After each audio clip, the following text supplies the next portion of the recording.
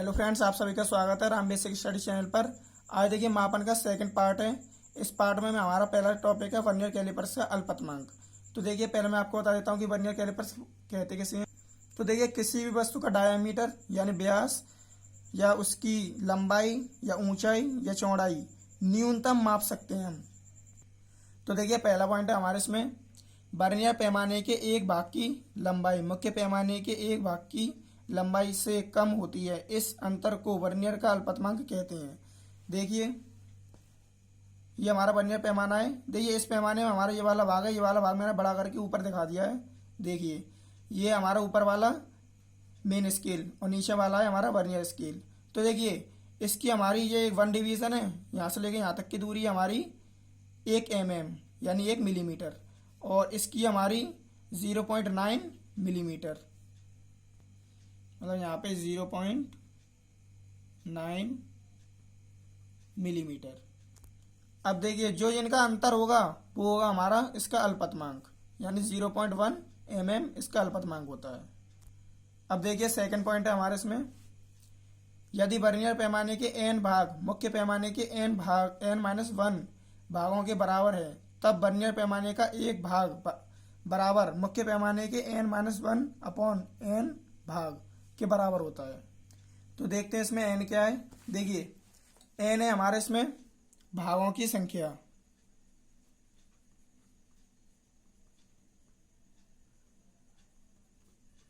देखिए भागों की संख्या कितनी है हमारी 10। अब देखिए इसमें हमारे मुख्य पैमाने में 10 n बराबर 10 और वर्नियर पैमाने भी हमारे कितने n बराबर 10। मगर देखिए मुख्य पैमाना हमारा 9 तो हमारा वर्नियर पैमाना 10, इसके बराबर है ये। तो देखिए हमने आपको यहाँ पे बताया था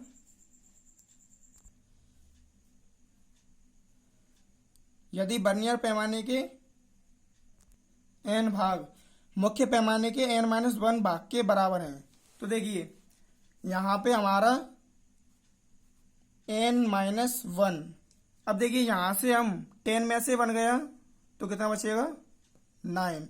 अब देखिए यहाँ पे हमारा 9 के बराबर हो गया ये 10। तो हमने ये इसमें बताया है कि यदि वर्नियर पैमाने के n भाग, ये इसके n भाग मुख्य पैमाने के n-1 भाग के बराबर हैं, n-1 भाग के बराबर है यानी 9। देखिए 9 इसके बराबर है 10 की, ठीक है। अब देखिए इस तरह से इसका अल्पतमांक कैसे निकलेगा। देखिए अल्पतमांक बराबर मुख्य पैमाने का एक भाग माइनस के वर्नियर पैमाने का एक भाग। देखिए मैंने आपको बताया था कि मुख्य पैमाने का एक भाग कितना होता है 1 mm माइनस वर्नियर पैमाने का एक भाग, वर्नियर पैमाने का कितना होता है 0.9 mm। तो इसको हम घटाएंगे तो कितना बचेगा 0.1 mm। देखिए इसका निकल आया अल्पतमांक। अब देखिए दूसरी तरह से मुख्य पैमाने के एक भाग की लंबाई बट्टे वर्नियर पैमाने पर भागों की संख्या। अब देखिए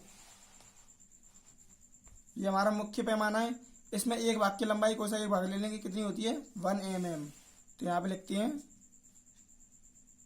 1 mm अपॉन, अब है वर्नियर पैमाने पर भागों की संख्या। वर्नियर पैमाने पर भागों की संख्या कितनी होती है हमारी 10, ठीक है 10, ठीक है। अब इसका डिवाइड होगा तो कितना आएगा 0.1 mm, ठीक है। देखिए अगर आपको वर्नियर कैलिपर्स की डिटेल में इंफॉर्मेशन चाहिए, इसका सूत्रों का निगमन कैसे होता है, इसकी डेरिवेशन है कुछ और जो भी है इसका, तो आप मुझे कमेंट में बताइए, मैं इसकी एक और वीडियो बना दूंगा। देखिए अब बात करते हैं हम पेच मापी की। देखिए ये इसमें ये हमारा यू आकार का होता है। ये इसके अंदर हम कोई ऑब्जेक्ट लगा के उसको मापते हैं। अब देखिए ये हमारा होता है इसका लॉग, और ये होता है इसका मेन स्केल, और ये होता है इसका सर्कुलर स्केल।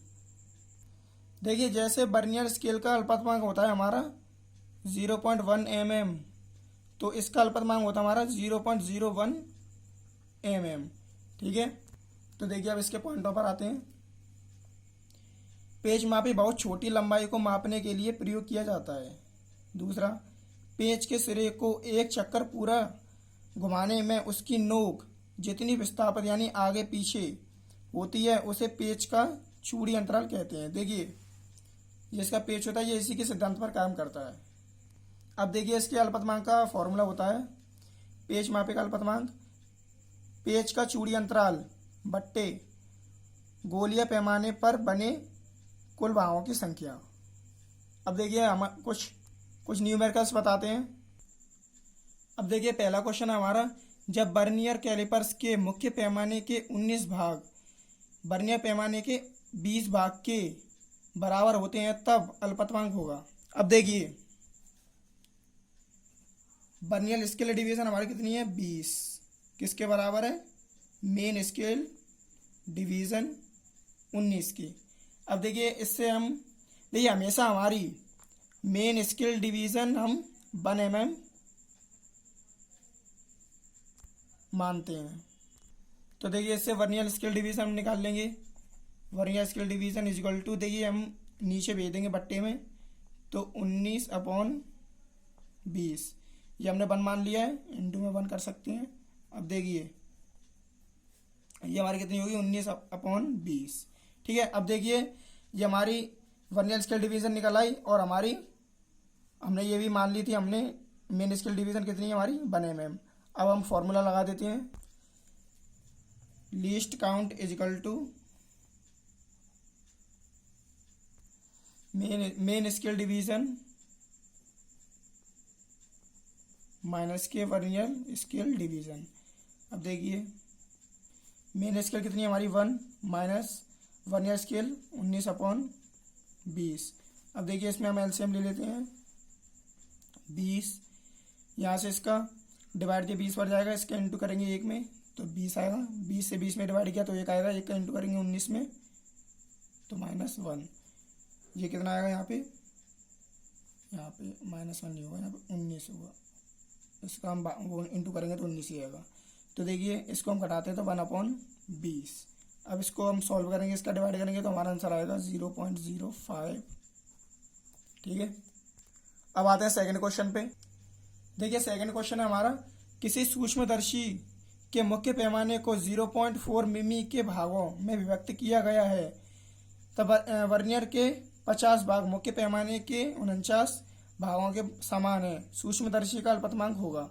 अब देखिए हमें इसमें पहले से 0.5 मिमी मुख्य स्केल की दे दी है, तो मुख्य scale division is equal to 0.4।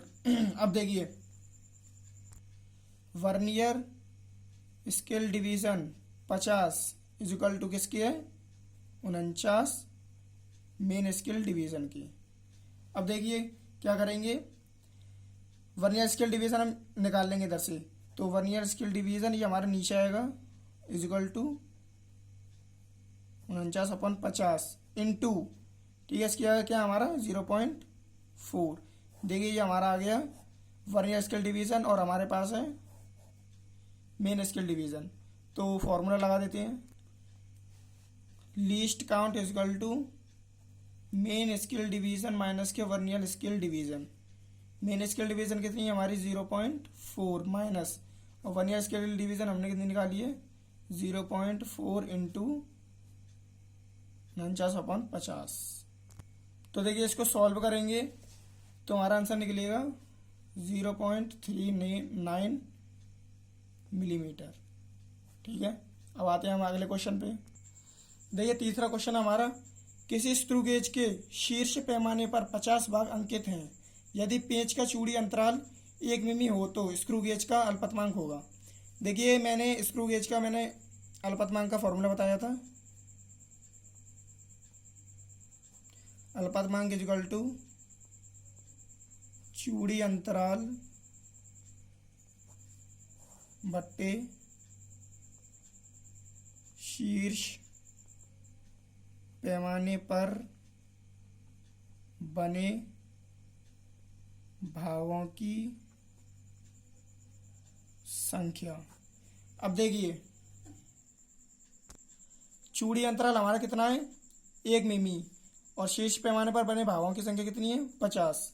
तो चूड़ी अंतराल की जगह हम लिख देंगे 1 शीर्ष पैमाने पर बने भागों की संख्या कितनी है 50। इसको सॉल्व करेंगे तो हमारा आएगा 0.02 मिमी।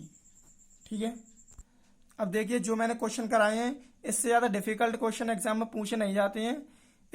इसी के बेस पर क्वेश्चन आपसे पूछी जाएंगी और इसी के सूत्रों पर पूछी जाएंगी अल्पतमांक की। तो अगर आपको वीडियो अच्छी लगी हो तो वीडियो को लाइक कर देना, और अभी तक आपने चैनल सब्सक्राइब नहीं किया तो आप सब्सक्राइब कर दीजिए। Thank you.